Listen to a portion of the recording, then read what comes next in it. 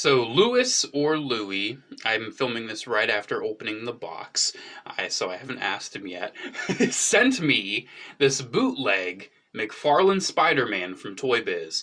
And I felt like, as the owner of an authentic original McFarlane Spider-Man, it is my civic duty to compare it for those that are wanting this bootleg. I literally just got this and opened it about 10 minutes ago, and I'm so excited to do this comparison I had to do it right away. I personally consider the McFarlane Spider-Man from Toy Biz the best Spider-Man action figure ever. Is it perfect by today's standards? Not whatsoever, really. It's got some awkward joints, it's got some weird proportions, but for me personally, as someone who is a diehard fan of the kind of mid to early 2000s style action figure, especially from Toy Biz, this is definitely, at least I can say, my favorite Spider-Man. It's controversial to say it's the best, but in my opinion, it's the best and my favorite. But, I mean, there's the Mafex one, there's the retro one, there's the Hasbro Pizza Spidey. There's tons of awesome options for Spider-Man out there. This is just my personal favorite. And having a bootleg of it now, I can kind of compare and see, hey, how does it stand up if you don't have $100+ to spend on the McFarlane Spider-Man. I personally lucked out. I found someone selling it at the flea market that had no idea what it was. I got it for less than $7. So, yeah, you might get lucky and find the real one, but this will also show you the differences between the real and the fake. So hopefully this is informative if you want the bootleg, if you're thinking about the bootleg, if you found one in the wild and you're like, oh, I need to compare. This is the video for you. So, first things first. Yeah. Right out the gate. Floopy on the bootleg. It is a floopy boy. He is floopy, he doesn't stand well, especially, trying to stand him for this. He's kind of, buckling under his own weight a little bit. He's, not perfect. But honestly, that's, even though it's a bad first impression, I'm actually kind of impressed with it. So, like I said, the floopiness, that is definitely something you'll notice. Something distinct about a real McFarlane Spider-Man. Besides the typical Toy Biz, the torso is a little loose and the hip joints are a little loose, the knees and the arms are solid. It's actually kind of the opposite. The hips are solid and the torso is pretty solid, but the arms and the knees are pretty loose. Another thing too, this uses more modern plastics, so it is a little softer. You can see there's more of a flex to it. The actual Toy Biz one is very firm. It's a very firm figure. You can see it doesn't really have a lot of flex to the joint. The joints move very firmly. Has a lot of wash all over it, a lot of paint application. It's kind of creaky when you move it too. The real one's kind of creaky, but it's you can tell this is a proper Toy Biz figure. I would say one of the biggest dead giveaways is going to be the floppiness and the flexibility of the plastic, because I can just tell this feels more like a modern Hasbro figure, just with this kind of Toy Biz engineering style. The hip joints, they feel firm, they feel smooth, and kind of more modern, while these ones are kind of classic. If you've handled a Toy Biz Marvel Legend, you know how their hip joints are. They're kind of got a little bit of a creak to them.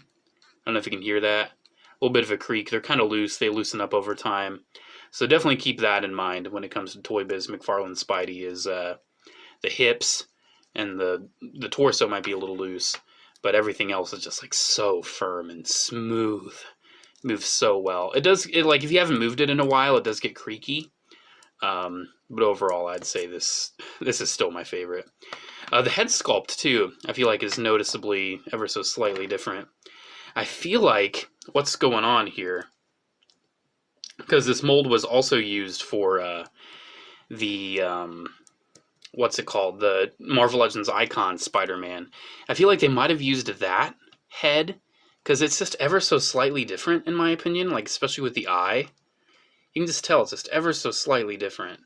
I mean, it's a very similar sculpt. I feel the bootleg is a little squished. Yeah, you can see the head's a little squished. And also the white on the eye isn't fully colored in on this one. But you can see like the profile. It looks a little more slender. I don't know, it's something about it.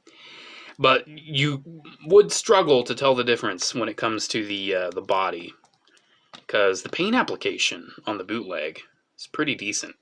Like, look at this picture. Hard to tell the difference. It's hard to tell the difference. You can see the paint's pretty solid. Paint's well done. It does have wash to it. One thing, too, you might be able to notice, authentic ones might have a little bit of wear to it. Because, I mean, this is an early to mid-2000s Spider-Man. A lot of these probably ended up in kids' hands before collectors are like, wow, that thing's worth over $100. So you can see mine's got a little butt wear to it. Another thing, too, the arms.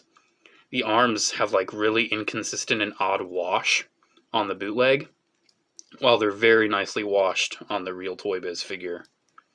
I would say the thing with the least amount of wash on the Toy Biz is the head, while the head's pretty decently washed on this bootleg. The feet are pretty decently washed, but they're very loosey-goosey. You can see, like, even that toe. It's not super loose, but I'd say the ankle is definitely pretty loosey. You can tell there's, like, a difference in the plastics for sure. The Toy Biz one's really kind of glossy, while the bootleg's a little matte. You can definitely tell that difference in the plastic, especially in person. Weight difference, I would say they feel about the same weight-wise. This one doesn't really feel lighter. You can tell in hand, though. If you find a McFarlane Spidey in the wild and you're not sure if it's a bootleg or not, I would say some of the biggest dead giveaways are like the matte plastic for the blue, flexibility to the joints, any loose joints. Like Toy Biz knew what they were doing. They didn't have loose joints like this. And the head, if the head looks a little squished, could be a bootleg. But is the bootleg bad? This is where I'm going to say not really. I've actually been posing this around a little bit. Like those 10 minutes in between opening it up and getting it and like filming this video, I've been posing it around. And you can see the posability is not really sacrificed. Sure, some of the joints are loose and you're going to have to fight that. But this guy is really posable. He still has all the posable fingers. Those are kind of softer too, so I'm not worried about them breaking. You can see, you can get some pretty cool poses with him. Get that hand kind of in a fist. Yeah, like, it's McFarlane Spidey. It is. It's going to have the same awesome joints. It's going to have the same cool look to it. You still have the butterfly joint that works pretty well, but looks awkward in certain positions. You still have the really awesome elbows and knees. And the hips, even though they are like the disc hinge, and some people really don't like that, it does allow some really good, like, crouch poses. Like, you cannot deny the posability on McFarlane Spider-Man is amazing. And honestly, I feel like this one, I feel more comfortable posing this than the real one. Because the real one, as awesome and amazing as it is, let's see if I can get him standing like this. I wonder. Can I get him, like, squat? I can. There we go. He's squat. As awesome as the real one is, it is just so expensive at this point. Like, all the creakiness, and, like, the fingers are, like, a harder plastic. I am worried this guy's going to break on me. It doesn't feel like it's going to break, but I'm just so paranoid, because I love this figure, and I don't want to break it. I'm so paranoid it's just going to break, because... oh man, that would break my heart, actually. But yeah, like this awesome figure. So fun to pose. I don't feel like the bootleg sacrifices any of that posability. It just sacrifices the durability and some of the look. But overall, man, if you really want a McFarlane Spider-Man and you don't want to spend $100 or you doubt you're ever going to find a deal like I did, the bootleg is not a bad option. I don't know how expensive this is, because I got it sent in the P.O. box. So I don't know what this is going to run you on the aftermarket or on the market. I would say standing it is one of its biggest issues because the joints are just so loose.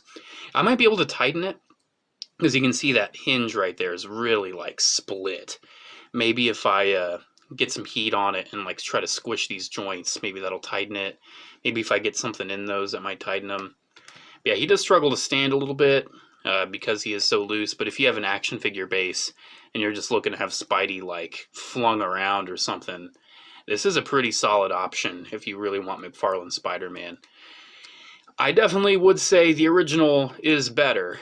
Like, it's the original McFarlane Spider-Man. It's not going to be beat by a bootleg you can just buy for like 10, 20 bucks. But, you know, this isn't a bad option. So, there we go.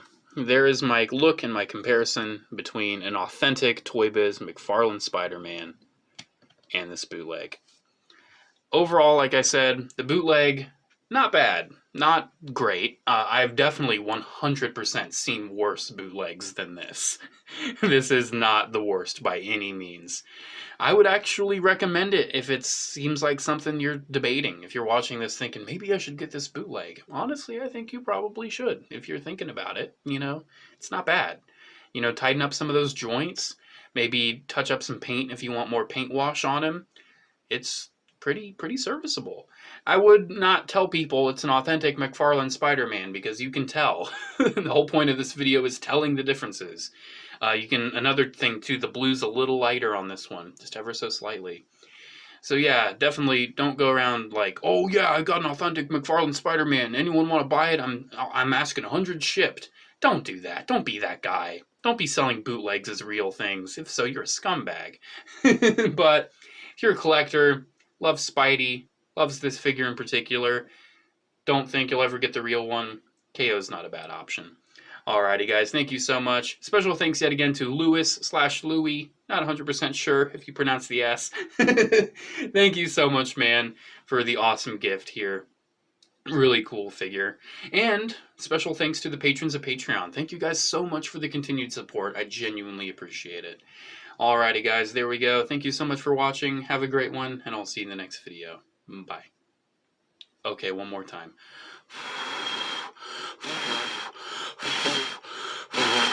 There we go. Took a little bit of effort, but we got there.